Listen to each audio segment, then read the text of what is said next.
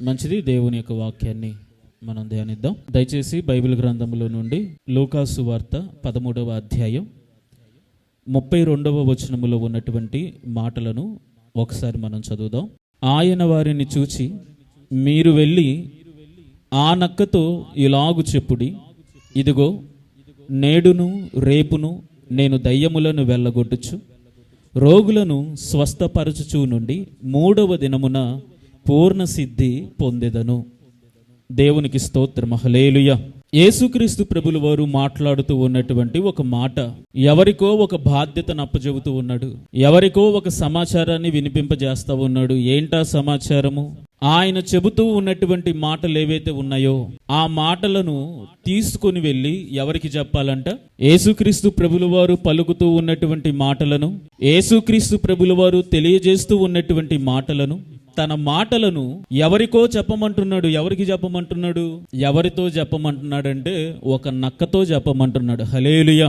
ఆయన వారిని చూచి, మీరు వెళ్ళి ఆ నక్కతో ఇలాగున చెప్పాలంట. తరువాత చెప్పాడు ఏం చెప్పాలి అనేది.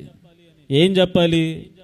నేడును రేపును నేను దయ్యాలను వెళ్ళగొడతాను, రోగుల్ని స్వస్థపరుస్తాను, 3వ దినాన పూర్ణ సిద్ధి పొందుతాను.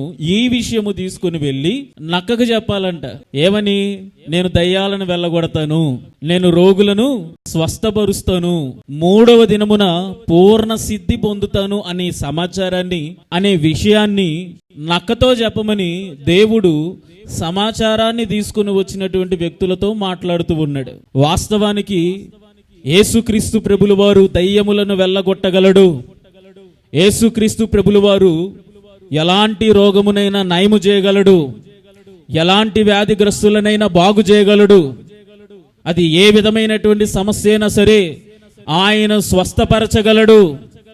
అంత మాత్రమే కాదు గాని 3వ దినమున పూర్ణ సిద్ధి పొందగల సమర్థుడు యేసుక్రీస్తు ప్రభుల వారు అనేటువంటి ఈ శ్రేష్టమైన సమాచారాన్ని, ఈ విలువైనటువంటి సమాచారాన్ని ఎవరికి చెప్పమంటున్నాడు ప్రభువు?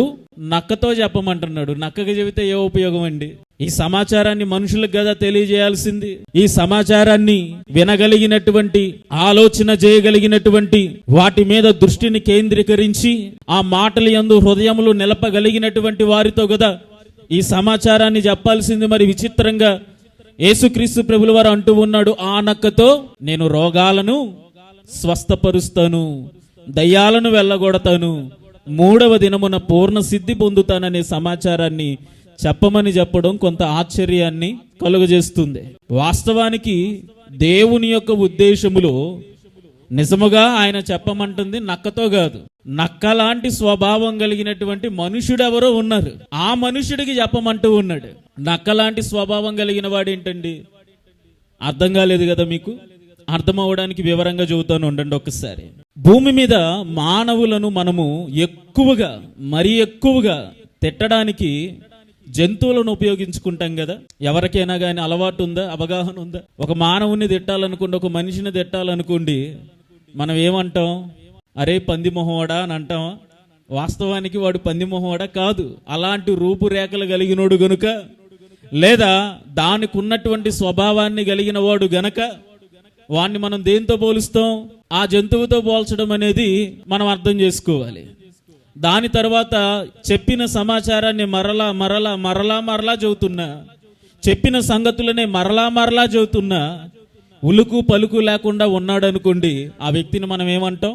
దున్నపోతు మీద వాన కురిసినట్టే ఉందరా నీ దగ్గర పరిస్థితి అంటాం. అంటే అది కూడా ఏం చేస్తుంది? దున్నపోతు ఎంత వర్షం పడినా దానిలో ఉలుకు ఉండదు, పలుకు ఉండదు అంటే అలాగే నిలబడి ఉంటుంది. దానికి కూర్చోవాలనిపిస్తే కూర్చుంటుంది, నిలబడాలనిపిస్తే నిలబడుతుంది. వర్షం పడని, వరద రాని, తుఫాన్ రాని, ఏమైనా కానీ తన చుట్టుపక్కల ఏం జరుగుతూ ఉన్నప్పటికీ కూడా అది తాను చేయాలనుకున్నదే చేస్తుంది, కానీ చుట్టూ ఉన్న పరిస్థితులకు అనుకూలంగా అది స్పందించదు. అందుకే మనం చెబుతూ ఉన్నటువంటి మాటల మీద ఎవరైనా లక్ష్యం ఉంచలేదు అనుకోండి, మనం చెబుతూ ఉన్నటువంటి సంగతుల మీద ఎవరు కూడా లక్ష్యం ఉంచక, వాటిని పట్టించుకోకపోగా, వాటిని పెడచెవిన పెట్టేసి వాటి ప్రకారం గనక నడుచుకొనకపోతే వెంటనే మనకు ఆ దున్నపోతు గుర్తొస్తుంది. ఆ మనిషిని మనం తన పేరుతో కాకుండా ఈ పేరుతో పిలుస్తాం. అరే నువ్వు దున్నపోతు ఒకటే, దున్నపోతోడా అని అంటాం కదా. ఎందుకని ఆ స్వభావాన్ని కలిగినోడే గనక కుక్కతో పోలుస్తాం, కుక్కతో ఒక వంకరన్నట్టే ఉంటుందిరా నీ బ్రతుకు అని చెప్పేసి మాట్లాడుతూ ఉంటాం. ఎందుకంటే దాని స్వభావం అది. అంటే మనం పుట్టింది మానవులమైనప్పటికీ కూడా, పెరిగింది మానవులుగా అయినప్పటికీ కూడా మన బుద్ధులు ఎలాగుంటాయంట, కొన్ని జంతువులను పోలి ఉంటాయి.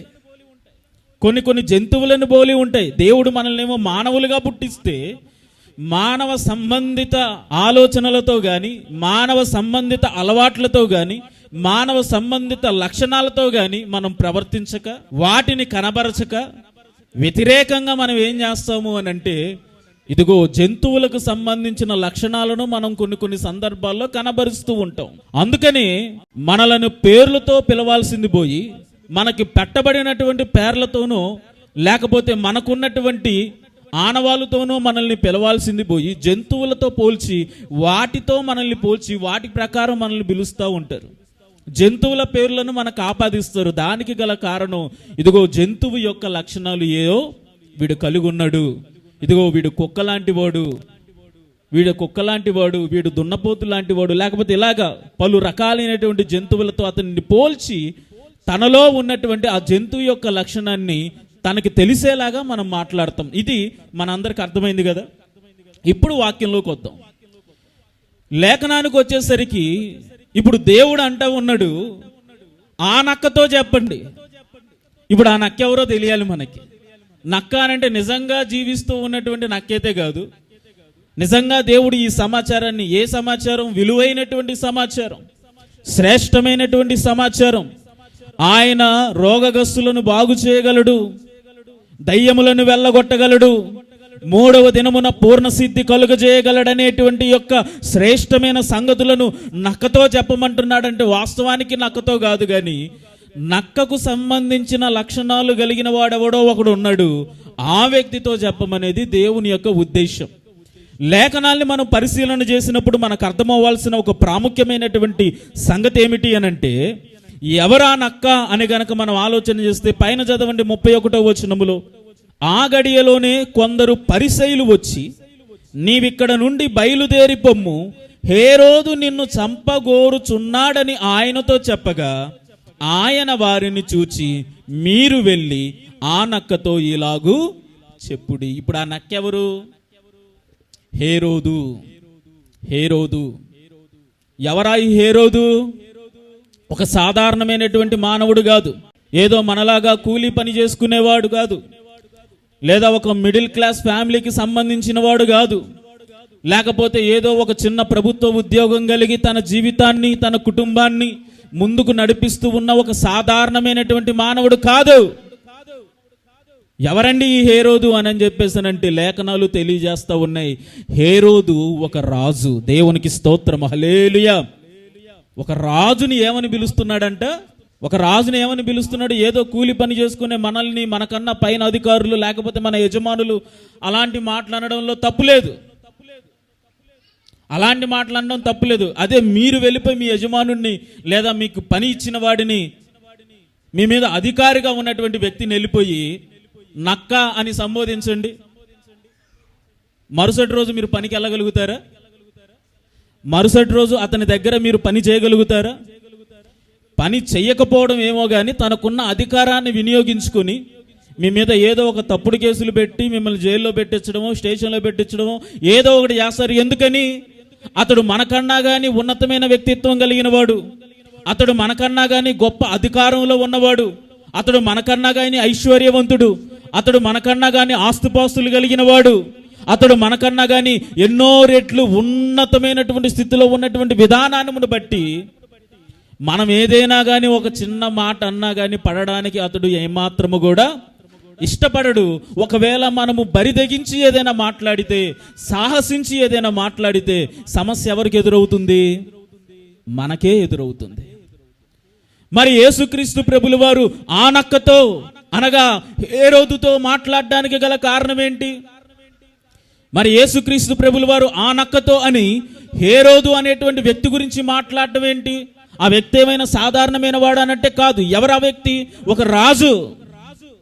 అతని దగ్గర ఎంతో మంది సైనికులు ఉంటారు. అతని మీద కనీసం ఈగ కూడా వాలకుండా కంటికి రెప్పవలే కాపాడేటువంటి సంరక్షకులు ఉంటారు. కొన్ని వేల మంది సైనికుల సమూహముల మధ్య అతడు సింహాసనాసీనుడై ఉంటాడు. అంత ఉన్నతమైన స్థితి కలిగినటువంటి వ్యక్తిని, అంత అధికారం కలిగినటువంటి వ్యక్తిని యేసుక్రీస్తు ప్రభులు వారు ఏమన్నాడంట? నక్క అని చెప్పేసి అన్నాడంట. దేవునికి స్తోత్రం, హల్లెలూయా. అలా అనడానికి గల కారణం ఏంటి? ఈ హేరోదు అనేటువంటి రాజు నక్క కలిగినటువంటి స్వభావాన్ని అతడు కలిగి ఉన్నాడు. ఏదో నక్కకున్నటువంటి లక్షణాలు ఇతనికి ఉన్నాయి, అందుకని ప్రభు ఊరికే మాట మాట్లాడాడు కదా. ఎలాంటి వాడు మన ప్రభువు అని అంటే చాలా హుందాగా ప్రవర్తించేటువంటి ప్రభువు ఆయన. వ్యభిచారం చేస్తూ పట్టుబడినటువంటి స్త్రీని కూడా ఏమని పిలిచాడు? అమ్మ అని పిలిచాడు. కానీ ప్రజలందరూ మాట్లాడుతున్నట్లుగా అసభ్యకరమైన పదాలతో ఆమెను మాట్లాడలేదు. ఏమని మాట్లాడాడు అని చెప్పేసానంటే, వ్యభిచారం చేస్తూ పట్టుబడిన స్త్రీని కూడా అమ్మ అని పిలిచినటువంటి ఉన్నతమైన వ్యక్తిత్వం కలిగిన వాడు మన యేసుక్రీస్తు ప్రభులు వారు. అంతెందుకు, తన వెన్నంటే ఉండి తనను అనుసరించి తను చేస్తూ ఉన్నటువంటి అద్భుతమైన ఆశ్చర్యమైన కార్యములన్నిటినీ కూడా దగ్గరుండి చూచి అన్ని విషయాలలో అవగాహన కలిగినటువంటి తన అనుచరుడైన ఇస్కరియోతు యోధ 30 వెండి నాణాలకి యేసుక్రీస్తు ప్రభులు వారిని రోమీలకు పట్టిస్తే, యేసుక్రీస్తు ప్రభులు వారిని ఇస్కరియోతు యోధ మోసం చేస్తే, ఆ ఇస్కరియోతు యోధాని యేసుక్రీస్తు ప్రభులు వారు ఏమని పిలిచాడు? చెలికాడా అని పిలిచాడు. అంటే దాని అర్థం ప్రాణ స్నేహితుడా అని అర్థం. అంటే తనను మోసం చేసిన వాడిని, తన కీడు కోరుకున్న వాడిని, తనని ఇబ్బంది పెట్టాలని చూసిన వాడిని సైతం కూడా దేవుడు ఏమని పిలిచాడు అని అంటే, చెలికాడా, నా ప్రాణ స్నేహితుడా అని పిలిచాడు. మరి అంత ఉన్నతమైన వ్యక్తిత్వం కలిగిన దేవుడు, అలాంటి ప్రేమ కలిగినటువంటి దేవుడు, మంచి లక్షణాలు కలిగినటువంటి దేవుడు హేరోదు విషయానికి వచ్చేసరికి తన పేరుతో సంబోధించక, ఇదిగో ఆ నక్కతో ఇలాగున చెప్పండి అని ఒక రాజుని నక్కతో పోల్చడానికి గల కారణం ఏంటి అని అంటే, ఆ నక్కకు ఉండేటువంటి లక్షణాలు మంచివి కానే కాదు. ఆ నక్క మంచి లక్షణాలు కలిగి లేదు. ఇక్కడ ఉన్న వాళ్ళు చెప్పండి, ఎవరికైనా కానీ నక్క అంటే ఇష్టం ఉంటుందా? మీరు ఇంట్లో ఏదైనా కానీ పెంపుడు జంతువుని పెంచుకోవాలనుకుంటున్నారండి, కుక్కనైనా పెంచుకుంటారు, కానీ నక్కను తీసుకొని వచ్చి పెంచుకుంటారా? పిల్లిని పెంచుకుంటారు, పావురాలను పెంచుకుంటారు, చిలకల్ని పెంచుకుంటారు, చేపలను పెంచుకుంటారు, ఇలాంటి వేటినైనా పెంచుకుంటారేమో కానీ నక్కను తీసుకొని వచ్చి పెంచుకుంటారు. ఎందుకని పెంచుకోరు? అది మనకి ఇష్టం లేని జంతువు కనుక. దాని మీద మనకి ఒక నెగటివ్ థాట్ అనేది ఒకటి ఉంది. అది మంచి జంతువు కాదు, అది మంచి లక్షణాలు కలిగినది కాదు, అది మంచి ఉద్దేశాలు కలిగినది కాదు. అందుకని ఏ వ్యక్తి కూడా ఆ నక్కను మన ఇంట్లో పెంచుకోవడానికి ఇష్టపడడు. అంటే ఆ నక్క మంచిది కాదు, అంటే ఆ నక్కకున్నటువంటి లక్షణాలనే ఈ హేరోదు కూడా కలిగి ఉన్నాడు. ఏంటా లక్షణాలు తెలియాలి అని చెప్పేసానంటే, ముందు నక్కకున్న లక్షణాలు ఏంటో తెలియాలి. నక్క అనగానే మీకు ఏం గుర్తొస్తుంది చెప్పండి? పర్లేదు, ఓపెన్గా చెప్పండి, మాట్లాడిన అందరూ స్వరాలు ఎత్తండి సైలెంట్గా. మాకేం తెలీదు, నువ్వు చెప్పు మేము వింటాం అన్నట్టుగా కాకుండా స్వరాలు ఎత్తి గట్టిగా దేవునికి ఒకసారి హల్లెలూయా చెప్పండి. హల్లెలూయా. రైట్, చెప్పండి ఒకసారి. నక్కకు ఉన్నటువంటి లక్షణాలు ఏంటో చెప్పండి, మీకు తెలిసినవి కొన్ని. మనం రెండు విషయాలే మాట్లాడుకొని మనం ముగించుకోవడానికి ప్రయత్నం చేద్దాం. ఆల్రెడీ 20 నిమిషాలు దాటుతుంది కనుక ఆలస్యం చేయకుండా మీరు త్వరగా స్వరములను ఎత్తితే, మీరు కొత్త సమాచారాన్ని నాకు ఇస్తే నేను కూడా దానికి ఏదో మసాలా మిక్స్ చేసి మీకు చెప్పడానికి నేను ప్రయత్నం చేస్తాను. అలా కాకుండా నక్కకి మాకు పెద్ద సంబంధం లేదండి, ఇంతవరకు మేము చూసింది లేదు, ఏ డిస్కవరీ ఛానల్లోనో ఏదో పుస్తకాల్లో ఫోటోల్లోనో చూసాం, కానీ దానికి మాకు పెద్ద పరిచయం లేదు అని చెప్పేసి అనేటువంటి ఆలోచన మాత్రం చేయకండి. ఎందుకంటే మీరు కూడా ఎంతోమంది నక్కలతో పోల్చిన దాఖలాలు ఉండుంటాయి. వాడు జిత్తులు మారు నక్కలు అంటుడ్రా అని అంటారు మీరు ఖచ్చితంగా, నాకు తెలుసు. చెప్పండి, వాటి లక్షణాలు ఏంటో చెప్పండి ఒకసారి. ఇప్పుడు నేను చెప్పానుగా జిత్తులు మారిదని చెప్పేసినని వెంటనే గుర్తొచ్చింది. దేవునికి స్తోత్రం, హల్లెలూయా. నక్కకున్నటువంటి లక్షణాలు ఏంటి అని అంటే, నేను 2 లక్షణాలని ఈరోజు మీకు తెలియజేస్తాను. ఈ 2 లక్షణాలు ఏవైతే ఉన్నాయో ఆ 2 లక్షణాలను కూడా ఈ హేరోదు అనేటువంటి రాజు కలిగి ఉన్నటువంటి కారణాన్ని బట్టి యేసుక్రీస్తు ప్రభులు వారు తన సమాచారాన్ని హేరోదికి చెప్పండి అనాల్సింది పోయి ఆ నక్కతో చెప్పండి అని చెప్పేసి నన్ను అన్నాడు. కనుక నక్కకుండేటువంటి ఆ 2 లక్షణాలు ఏంటి అనేది త్వరపడి మీకు చెబుతాను, జాగ్రత్తగా గమనించండి. నక్కకున్నటువంటి లక్షణాలు ఏంటి అని అంటే, ఇప్పుడు మనకి ఆహారం కావాలనుకోండి, మనం ఏం చేస్తాం? మన ఉదయాన్నే లేచి తయారయ్యి పనికి వెళ్ళిపోయి పని చేసుకొని కష్టపడి సంపాదించుకున్న సంపాదనను తీసుకొని దానితో మనం ఆహారాన్ని తెచ్చుకొని, ఇంట్లో సరుకులు తెచ్చుకొని, రైస్ తెచ్చుకొని, మన కష్టపడి సంపాదించినటువంటి యొక్క సంపదనను బట్టి మనం ఆహారాన్ని సమకూర్చుకుంటాం. అంటే మనం కష్టపడితే కానీ మనకు ఆహారం రాదు, మనం తినలేం, మనం బ్రతకలేం. ఇది మన ఫార్ములా. దేవుడు కూడా దానినే నియమించాడు సృష్టి ఆరంభంలో. మీరేం చేయాలంటే, మీరు చెమట చిందించి పొలాన్ని దున్ని కష్టపడి సంపాదించుకొని మిమ్మల్ని మీరు పోషించుకోవాలని ముందుగానే సృష్టి ఆరంభంలోనే ఆది మానవులతో దేవుడు మాట్లాడిన విధానాన్ని మరొకసారి మనం జ్ఞాపకం చేసుకోవచ్చు. మనం తినాలంటే కష్టపడి పని చేయాలి. అదే జంతువులు అనుకోండి, వాటికి ఆకలైంది అనుకోండి, వాటికి ఆహారం కావాలనుకోండి, అవి ఏం చేస్తాయంటే వాటికి ఉన్నటువంటి ఒకే ఒక్క పని వేటాడడం, అంతే కదా? వేటాడాలి, వేటాడి వాటికి ఆహారాన్ని సమకూర్చుకోవాలి. పక్షులు కూడా పురుగుల్ని వేటాడాలి, క్రూర మృగాలు సాధారణమైన జంతువుల్ని వేటాడాలి. ఇలాగా పలు రకాలుగా కొన్నిటికి కొన్ని నియమాలు ఉన్నాయి. వాటి ప్రకారం అవి వేటాడి ఆహారాన్ని సంపాదించుకొని అవి భుజించాలి. కానీ నక్కకున్నటువంటి స్పెషాలిటీ ఏంటో చెప్పనా? ఇది కష్టపడదు, ఇది ఏమాత్రం కూడా శ్రమపడదు. ఇది ఏం చేసిద్దంటే, పులులు కానీ సింహాలు కానీ క్రూర మృగాలు కానీ వేటాడిన జంతువులు ఉంటాయి చూసారా, ఇవి కష్టపడి వాటిని తరిమి వాటి అంటబడి కాళ్ళు అరిగిపోయేలాగా వాటి వెనక పరిగెత్తి ఏదో ఒక సమయానికి ఏదో ఒక జంతువుని వేటాడి సంపాదించుకొని తినడానికి కూర్చున్నప్పుడు ఈ నక్క వాసన పసిగట్టి చిన్నగా అక్కడికి వెళ్ళిపోయి అది తింటా ఉంటే లాక్కొని వచ్చింది. అది లేనప్పుడు, అది మంపులో ఉన్నప్పుడు, లేకపోతే అలిసిపోయి ఉంటుంది కదా, ఎందుకంటే వేటాడి పరిగెత్తి అలిసిపోయి ఉంటుంది కదా. అలిసిపోయి తన ఆహారాన్ని తీసుకుని వచ్చి తన దగ్గర ఉండి శక్తిని అంతా కూడా కోల్పోయినప్పుడు అప్పుడు బయలుదేరింది నక్క. ఇప్పుడు మనం వెళ్ళిపోయి ఏం చేయాలి? ఆ సింహం వేటాడినటువంటి ఆహారాన్ని మనం తెచ్చుకొని మనం తినాలి. ఇది కష్టపడిందేమో, అది తినేదెవరు? ఇది అలాగే బ్రతుకుద్ది అనమాట. తన కష్టం మీద తను బ్రతకదు, వేరే వాడిది ఆశించిద్ది, వేరే వాడి కష్టం మీద ఆధారపడుద్ది, వేరే వాడు సంపాదించిన దానికోసం ఆతృత పడుద్ది. అది నక్కకున్నటువంటి లక్షణం. ఇది మంచి లక్షణం అంటారా, చెడ్డ లక్షణం అంటారా? ఇదేదో బాగుంది పాస్టర్ గారు సింపుల్గా. చాలామంది ఇదే చేస్తారనమాట. కష్టపడేది ఉండదు, కష్టపడి సంపాదించుకునేది ఉండదు. ఎవరిని మోసం చేద్దామా, ఎవరిని మభ్య పెడదామా, ఎవరిది లాగేసుకుందామా, ఎవరిది సంపాదించుకుందామా అనేటువంటి ఆలోచనలోనే చాలామంది మానవుల యొక్క ఆలోచనలు ఉండిపోయాయి. అలా ఉండిపోయినటువంటి వ్యక్తుల్లో ఈ హేరోదు రాజు కూడా ఒకడు. ఏం చేశాడు ఇతడు? ఒకసారి చూద్దాం, చూడండి, లేఖనాలను పరిశీలిద్దాం. దయచేసి బైబిల్ గ్రంథములో నుండి మత్తయి సువార్త 14వ అధ్యాయం 3వ వచనం గురించి మనం చదువుకున్నట్లయితే అక్కడ ఇలాగ రాయబడింది: ఏలయనగా నీవు నీ సోదరుడైన ఫిలిప్పు భార్యయగు హేరోదియను ఉంచుకొనుట న్యాయము కాదని యోహాను చెప్పగా, హేరోదు ఆమె నిమిత్తము యోహానును పట్టుకొని బంధించి చెరసాలలో వేయించి ఉండెను. దేవునికి స్తోత్రము, హల్లెలూయా. హేరోదుకున్నటువంటి ఒక లక్షణం గురించి వాక్యం రాయబడింది. ఏంటనంటే, హేరోదుకు ఒక సహోదరుడు ఉన్నాడంట. ఆ సహోదరుడు ఒక ఆమెను పెళ్లి చేసుకున్నాడంట. ఆ పెళ్లి చేసుకున్నటువంటి ఆమె వాస్తవానికి ఏమవుతుంది? వరుసకి తనకన్నా కానీ పెద్దవాడైతే వదిన అవుతుంది, తనకన్నా చిన్నవాడైతే మరదలవుతుంది. ఏది ఏమైనప్పటికీ కూడా ఆ స్త్రీ మీద ఏమాత్రం కూడా అధికారం హేరోదుకి ఉండదు. కానీ ఎంత నీచమైనటువంటి బుద్ధి ఏంటంటే, హేరోదు ఏం చేశాడంటే తన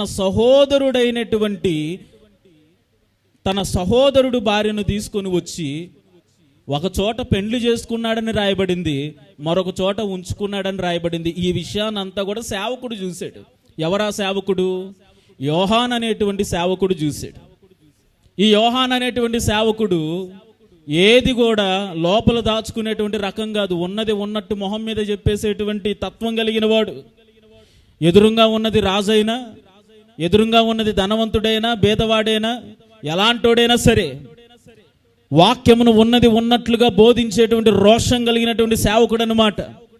ఒకానొక సమయంలో ఈ సమాచారాన్ని విన్నటువంటి యోహాను హేరోదు రాజు యొద్దకు వెళ్ళిపోయి నిలబడి హేరోదుతో మాట్లాడుతూ ఉన్నాడు. ఇదిగో హేరోదు, నువ్వు నీ సహోదరుడి యొక్క భార్యను ఉంచుకున్నావు గనుక ఇది వాక్య విరుద్ధమైనటువంటి క్రియ, ఇది మానవుని యొక్క నైతిక విలువలకి విరుద్ధమైనటువంటి క్రియ, నువ్వు చేస్తుంది తప్పు, ఇది మంచి లక్షణం కాదు. ఏ లక్షణం ఇది? నక్కకున్నటువంటి లక్షణం, పక్కనోడి సొమ్ము మీద ఆలోచన కలిగినటువంటి లక్షణం, పక్కనోడి ఆహారం మీద ఆలోచన కలిగినటువంటి లక్షణం, పక్కనోడి సంపద మీద కలిగినటువంటి ఆలోచన కలిగినటువంటి లక్షణం. ఇలాంటి ఆలోచన మానవుడి యొక్క లక్షణం కాదు, దేవుడు మానవుల్లో పెట్టింది కాదు. ఇది జంతువు యొక్క లక్షణం. నువ్వు మనిషివి మనిషిలాగా ప్రవర్తించాలి కానీ ఇదిగో నక్కలాగా నువ్వు ప్రవర్తించడానికి వీల్లేదు. కనుక నీ పద్ధతి మార్చుకో, నీ ఆలోచన మార్చుకో, నీ బుద్ధిని మార్చుకో, నీ తలంపులను మార్చుకో, నీ నడవడికను మార్చుకో అని యోహాను ఉన్నది ఉన్నట్లుగా హేరోదుకి చెబితే, హేరోదు ఏం చేశాడంట? వాక్యాన్ని ఉన్నది ఉన్నట్లుగా చెప్పిన సేవకుణ్ణి తీసుకుని వచ్చి చెరసాలలో బంధించాడంట, జైల్లో పెట్టించాడు. ఎందుకని? న్యాయబద్ధమైనటువంటి మాటలు మాట్లాడినందుకు. నేను అనుకుంటాను హేరోదు అనేవాడు మనిషి లక్షణాలు కలిగిన వాడైనట్టయితే యోహాను చెప్పిన వెంటనే తన ప్రవర్తన మార్చుకునేవాడు, తన బుద్ధిని మార్చుకునేవాడు, తన ఆలోచనను మార్చుకునేవాడు. కానీ నక్క యొక్క లక్షణాన్ని కలిగి ఉన్నటువంటి కారణమును బట్టి వాక్యమును ప్రకటించినటువంటి సేవకున్నే తీసుకుని వెళ్ళిపోయి జైల్లో పెట్టించాలనేటువంటి నీచపు ఆలోచన హేరోదు చేశాడు. అందుకే హేరోదు యొక్క సమాచారాన్ని వినిన వెంటనే యేసుక్రీస్తు ప్రభుల వారు ఏమన్నాడో తెలుసా? అలాంటోడికి నేను గౌరవ మర్యాదలు ఇచ్చే పరిస్థితి లేదు. అలాగని చెప్పేసి తిట్టలా. మీరు అనుకోవచ్చు అంటే యేసుక్రీస్తు ప్రభుల వారు కూడా నక్కాని తిట్టాడుగా మేము కూడా తిడతామని అనుకోకండి. దేవుడు తిట్టలేదు, దేవుడు తన వ్యక్తిత్వాన్ని తెలియజేశాడు. హల్లెలూయా. తన వ్యక్తిత్వాన్ని తెలియజేశాడు. మన దేవుడు మాటతో కూడా పాపము చేయనటువంటి వ్యక్తి. అందుకే నేను ముందు చెప్పా, వ్యభిచారం చేస్తూ పట్టుబడ్డ స్త్రీని కూడా అమ్మా అని పిలిచాడు, తనను మోసం చేసినటువంటి శిష్యుని కూడా చెలికాడా అని పిలిచాడు. ఆయన మాటల్లో కూడా ఏ దోషం ఉండదు, ఆయన మాటల్లో కూడా ఏ తప్పిదములు దొరలవు. హేరోదు యొక్క సమాచారాన్ని వినిన వెంటనే దేవుడు అంటూ ఉన్నాడు పరిసయ్యులతోటి, ఆ నక్కతో ఎలాగో చెప్పండి. ఎందుకని నక్క అన్నాడంటే హేరోదు మానవుని యొక్క లక్షణం కాదు, నక్క యొక్క లక్షణాన్ని కలిగి ఉన్నాడు. ఏంటా లక్షణం? తనది కాని సొమ్ము మీద అది ఆశపడుతుంది, తమది కాని ఆహారం మీద అది ఆశపడుతుంది. శ్రమ లేకుండా, ఇబ్బంది లేకుండా ఎవరో కష్టపడిన దానిని సంపాదించుకొని దాని మీద బ్రతకాలని ఆశపడేటువంటి బ్రతుకు నక్కది. ఆ లక్షణాన్ని హేరోదు కలిగి ఉన్నాడు. ఈరోజు నేను అడుగుతాను ఒక ప్రశ్న, మందిరంలో ఎన్ని నక్కలు ఉన్నాయి? దేవునికి స్తోత్రం, హల్లెలూయా. కొన్నిసార్లు వాక్యం చెప్పిన వెంటనే ఇంటికి వెళ్తానో లేదో అని భయం వేస్తుంది. అయినా పర్లేదు, యోహాను యొక్క ఆత్మ నా మీద పనిచేస్తుంది. దేవునికి స్తోత్రం, హల్లెలూయా. ఎన్నున్నాయంట నక్కలు? ఉన్నాయి, చాలా ఉన్నాయి. వేరే వారి యొక్క సంపద మీద కావచ్చు, వేరే వారి ఆస్తుల మీద కావచ్చు, వేరే వారి భార్యల మీద కావచ్చు, భర్తల మీద కావచ్చు, కుమారుల మీద కావచ్చు, కుమార్తెల మీద కావచ్చు, తమది కాని వాటి మీద మనసు నిలిపే ప్రతి ఒక్కడు కూడా ఎలాంటి వాడంట? నక్క యొక్క స్వభావం కలిగిన వాడు. నేను కోరుకుంటాను మన సంఘాల్లో అలాంటి నక్కలు ఉండకుండా ఆ నక్కలన్నీ కూడా మార్పు చెందునుగాక. దేవునికి స్తోత్రం, హల్లెలూయా. దేవుడు కోరుకునేది అదే. అందుకే యోహాను ప్రకటించిన తర్వాత అతడు నక్క స్వభావం కలిగిన వాడు కాబట్టి హేరోదు అంగీకరించకుండా సేవకుని తీసుకుని వెళ్ళిపోయి జైల్లో పెట్టించాడు, చెరసాల్లో వేయించాడు. మనం హేరోదు లాంటి వాళ్ళం కాదు కదా, మన మంచోళ్ళు. నాకు అర్థమైపోతుంది, మీరు నవ్వుతున్నారంటే నాకు అర్థమైపోతుంది మీరు మంచోళ్ళని. నన్ను జైల్లో పెట్టారుగా. ఈ పాస్టర్ గారు దొరికిందే టైం అని అనుకుని మా గురించి ఉన్నది లేనిది ఉన్నట్టు చెబుతా ఉన్నాడు. వచ్చే ఆదివారం నుండి చూపిస్తాం మా తడాకని అనుకుంటున్నారా?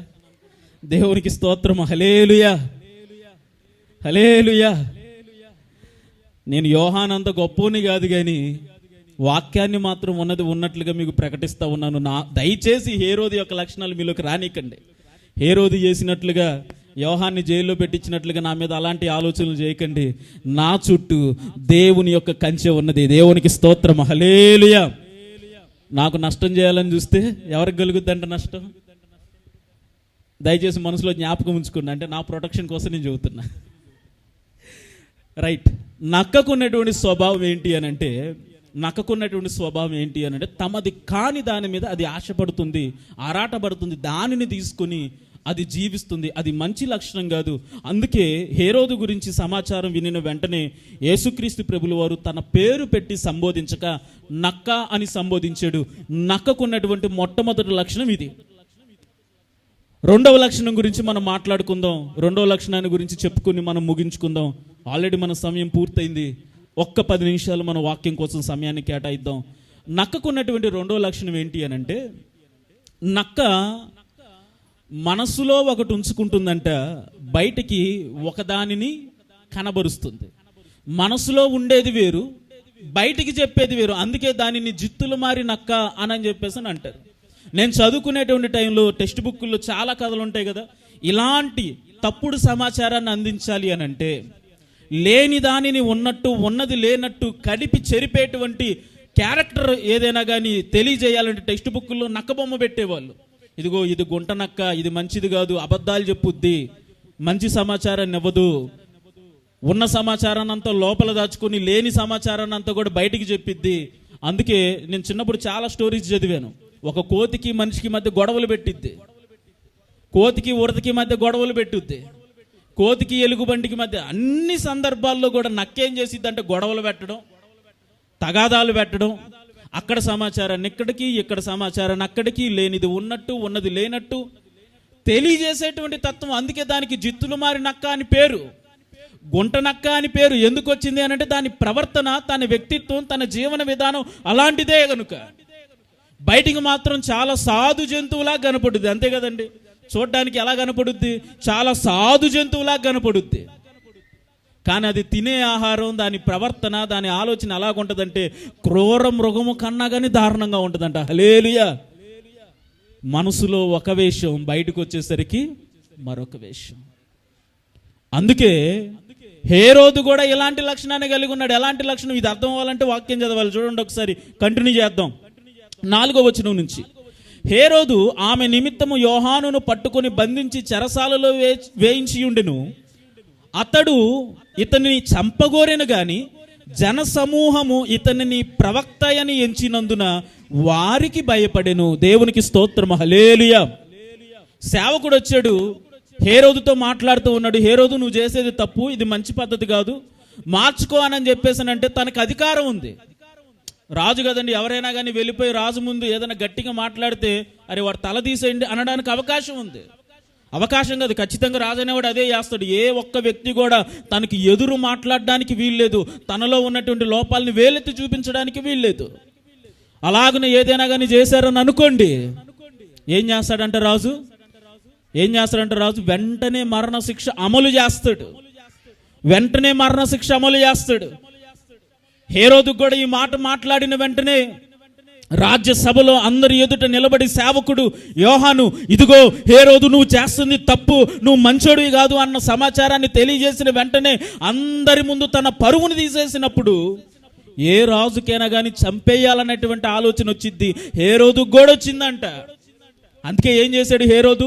యోహానును చంపదలిచెను గాని జనులందరూ అతడు ప్రవక్త అని నమ్ముతూ విన్న విధానాన్ని బట్టి ఎక్కడ ప్రజల దగ్గర నుండి తనకి వ్యతిరేకత వస్తుందో, ఎక్కడ ప్రజల దగ్గర నుండి ఇదిగో నా మీదకి లేనిపోని మాటలు వస్తాయో, ప్రజలందరూ నన్ను వ్యతిరేకించి వేరే వారిని ఎన్నుకుంటారేమో, లేకపోతే నాకే ద్రోహం చేసేటువంటి పరిస్థితుల్లోకి వస్తారేమో అనేటువంటి భయంతో హేరోదు ఏం చేశాడంట? యోహానును చంపకుండా చెరసాలలో వేసి ఉంచాడంట. నిజానికి చెరసాలలో వేసి ఉంచడం అనేది తన మనసులో ఉన్నటువంటి భావన కాదు. తన మనసులో ఉన్నదేంటి? వెంటనే యోహానును చంపేయాలి. రాజ్యసభలో అందరి ముందు నన్ను అంత మాట అంటాడా? నాలో ఉన్నటువంటి లోపాన్ని వేలెత్తి చూపిస్తాడా? యోహాను బ్రతకడానికి వీల్లేదు. సైనికుల్ని పిలిచి వెంటనే యోహానుని చంపివేయండి, తల తీసేయండి అనేటువంటి అధికారం కలిగిన వాడు అయినప్పటికీ కూడా జిత్తులు మారుడు కదా. ఇప్పుడు కదా. ఎందుకు? ప్రజలందరి దృష్టిలో యోహాను ప్రవక్త, ప్రజలందరి దృష్టిలో యోహాను ఒక ఉన్నతమైన వ్యక్తి, ప్రజలందరి దృష్టిలో యోహాను గొప్పవాడు. అలాంటి వాణ్ణి గనక మనము చంపేస్తే మన మీదకి వ్యతిరేకత వస్తుంది, ప్రజలు మన మీద తిరుగుబాటు చేస్తారు. కనుక సమయం కోసం వేచి ఉన్నాడంట జిత్తులు మారుడు. అందుకే హేరోదును గురించిన సమాచారం యేసు వినిన వెంటనే హేరోదు అని పిలవల, హేరోదుని ఏమని పిలిచాడు? నక్క అని పిలిచాడు. ప్రియ దేవుని సంగమా, ఒక్కసారి ఈ లక్షణంలో కూడా మళ్ళీ మనం పరిశీలన చేసుకుందాం. నిజంగా మన బ్రతుకుల్లో యథార్థత ఉందా? మన మనసులో ఏదైతే అనుకుంటున్నావో బయటికి కూడా దాన్నే వ్యక్తపరుస్తున్నావా? లేకపోతే మనసులో ఒకటి ఉంచుకొని బయటకు ఒకటి చెబుతున్నావా? చాలామంది కపట ప్రేమలు, కపట నాటకాలు, లోపల ఒకటి ఉంటుంది బయటకు ఒకటి, లోపల ఒకటి ఉంటుంది బయటకు ఒకటి. బయటకు వచ్చేసరికి అన్న నీ అంత గొప్పోడు లేడు, నువ్వు చాలా మంచోడివి, నువ్వు మామూలోడివి కాదు, అసలు నీలాంటోడు భూమి మీద లేడు అనేటువంటి మన గురించి పొగడ్తలతో మాట్లాడతారు. కానీ వెనక్కి వెళ్ళిపోయిన తర్వాత మన గురించి చెడ్డ సమాచారాన్ని వాళ్ళు కలిగి ఉంటారు. ప్రజలందరి ముందు ఘనపరిచినటువంటి వ్యక్తులే మన వెనక మన నాశనాన్ని కోరుకుంటారు, మన కీడును కోరుకుంటారు, మన కీడును కోరుకుంటారు. మన మీద చూపించేటువంటి ప్రేమలు కూడా ఏ మాత్రం కూడా యథార్థమైనవి కావు. అందుకే మానవుని యొక్క ప్రేమలో యథార్థత లేదని చెప్పేసిన వాక్యం సూటిగా సెలవిస్తుంది. కపట ప్రేమలు, కపట ప్రేమలు. అందుకే తల్లిదండ్రుల మధ్య గొడవలు, తల్లిదండ్రుల మధ్య గొడవలు, భార్యాభర్తల మధ్య గొడవలు. నిజమైనటువంటి ప్రేమను కలిగిన వారు, నిజమైన యథార్థమైనటువంటి బ్రతుకును కలిగిన వారి యొక్క జీవితాలు చాలా ఆశీర్వాదకరంగా ఉంటాయి. చాలామంది జీవితాలకు లేకపోవడానికి గల కారణం ఏంటి అనంటే మనసులో ఒకటి ఉంచుకొని బయటికి మరొక దానిని వ్యక్తపరుస్తూ ఉంటారు. అంత మాత్రమే కాదు, ఎక్కడ మాటలు అక్కడ, అక్కడ మాటలు ఎక్కడ చెప్పి అనేకుల మధ్య గొడవలు సృష్టించడానికి ప్రయత్నం చేస్తారు. దానినే ముసలమ్మ ముచ్చట్లు అంటారు కదా. ముసలమ్మ ముచ్చట్లు అంటే ఏంటి? ఎక్కడ మాటలు అక్కడ చెప్పడం, అక్కడ మాటలు ఇక్కడ చెప్పడం. అది మానవుని యొక్క లక్షణం కాదు, దేవుని యొక్క వాక్యం సెలవిస్తుంది. అది నక్కకున్నటువంటి లక్షణం, జిత్తులు మారి లక్షణం, జిత్తులు మారిన కపటమైన లక్షణం. యథార్థత లేదు దానికి, నీతి లేదు దానికి. లోపల ఒక ఆలోచన కలిగి ఉండి బయటికి మాత్రం మరొక దానిని వ్యక్తపరుస్తుంది. అందుకే దేవుడు హేరోదును గురించిన సమాచారం వినిన వెంటనే ఆ నక్కతో చెప్పండి అనేటువంటి మాట మాట్లాడాడు. నక్కకి 2 లక్షణాలు ఉన్నాయి. 1, తమది కాని దాని మీద మనసు పెట్టుకుంటుంది. 2, తన మనసులో ఉన్నది కాకుండా వేరే దానిని బయటికి వ్యక్తపరుస్తుంది. ఇప్పుడు ఆలోచన చేద్దాం, నిజంగా మనం మానవుని యొక్క లక్షణాలు కలిగి ఉన్నామా లేదా నక్క యొక్క లక్షణాలు కలిగి ఉన్నామా? అక్కడైతే దేవుడు హేరోదు గురించి మాట్లాడాడు, ఇప్పుడు మన గురించి మాట్లాడాల్సి వస్తే దేవుడు మనల్ని మానవులుగా పుట్టించాడు. దేవుడు తన స్వరూపమందు తన పోలిక చొప్పున మనల్ని చేసుకున్నాడు. తన లక్షణాలని మనలో నిలిపాడు. మనం అలాంటి లక్షణాలని, అలాంటి ఉద్దేశాలని నెరవేర్చే వారంగా కాకుండా ఆ కపటమైనటువంటి జంతువు యొక్క లక్షణాన్ని గనక మనం కలిగి ఉంటే దానికి మనకి మధ్య పెద్ద తేడా లేదు. మనము కూడా నక్కల వంటి వారమే అని చెప్పేసి వాక్యం చాలా స్పష్టంగా తెలియజేస్తూ ఉంది. దయచేసి నిజంగా మనము ఆ లక్షణాల నుండి బయటికి విడిపించబడిన వారమై దేవుని యొక్క రూపంలోకి, దేవుని యొక్క లక్షణాల్లోకి మార్చబడడానికి ప్రయత్నం చేద్దాం. హేరోదైతే దానికి ఒప్పుకోలేదు, హేరోదైతే దానికి అంగీకరించలేదు. చెప్పిన సేవకున్నే ఇబ్బంది పెట్టాలని చూశాడు. మీరు మంచోళ్ళు, నన్ను ఇబ్బంది పెట్టరు, దయచేసి పద్ధతి మార్చుకుంటే, ఆలోచన మార్చుకుంటే మన బ్రతుకులు దేవుని కృపలో వర్ధిల్లుతాయి. హల్లెలూయా. దేవుడు మనల్ని పిలవాలనుకున్నప్పుడు జంతువులు గుర్తుకు రాకూడదు, మనమే గుర్తుకు రావాలి. మనతో మాట్లాడాలనుకున్నప్పుడు, మనకి సమాచారాన్ని తెలియజేయాలనుకున్నప్పుడు, తన ఔన్నత్యాన్ని కనబరచాలనుకున్నప్పుడు ఆయన కంటికి మనము ఆయన రూపంలో ఉన్న మానవుల వలె మనము కనపడి తీరాలి. హల్లెలూయా. అట్టి లక్షణాలను ప్రభు యొక్క సన్నిధిలో సంపాదించుకుందాం. ఒకవేళ నక్కకున్నటువంటి లక్షణాలు మనం కలిగి ఉంటే వాటిని విడిచిపెట్టి దేవుని రూపంలోకి, దేవుని యొక్క లక్షణాల్లోకి రూపాంతరము చెందుదాం. అట్టి కృప దేవుడు మనందరికీ అనుగ్రహించును గాక. తలలు వంచండి, ప్రార్థన చేసుకుందాం.